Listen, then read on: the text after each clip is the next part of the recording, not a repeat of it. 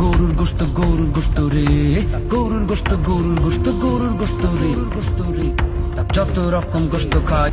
এই শুভেন্দু আমার সামনে কুরবানির দিনে 1 বাটি না 2 বাটি না 3 বাটি গরুর গোশত খেয়েছে। 3 বাটি।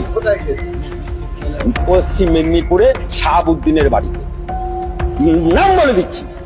বিজেপির অন্যতম নেতা শুভেন্দু অধিকারী এবার নিজেই খেলেন 3 বাটি গরুর মাংস। ইতোমধ্যে সামাজিক যোগাযোগ মাধ্যমে তার সেই গরুর মাংস খাওয়ার ভিডিও ভাইরাল হয়েছে। মুসলমানদের নিয়ে নানা সময় বাজে মন্তব্য করতে দেখা যায় শুভেন্দুকে। তার উপর সে কঠোর হিন্দু। মুসলমান বিদ্বেষী শুভেন্দুর এভাবে গরুর মাংস খাওয়ার ভাইরাল ভিডিও নিয়ে এখন তোলপাড় পুরো পশ্চিমবঙ্গে।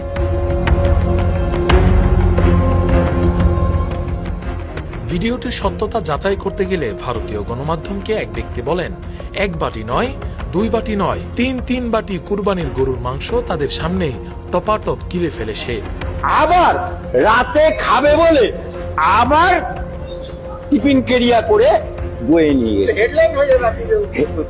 আমি নাম বলে দিচ্ছি, শুভেন্দু হিম্মত থেকে আমার সামনে বাজাবে শাহাবুদ্দিনের বাড়িতে।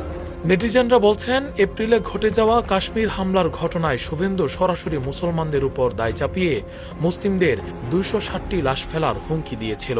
আর মাঝে মধ্যেই সে ইসলাম বিদ্বেষী কথাবার্তা বলে মুসলমানদের ছোট করে দেখে। এবার সেই কিনা নিজের স্বার্থে একে একে 3 বাটি গরুর মাংস সাবার করল। রাকিবুল ইসলাম রইস, ফেস দ্য পিপল।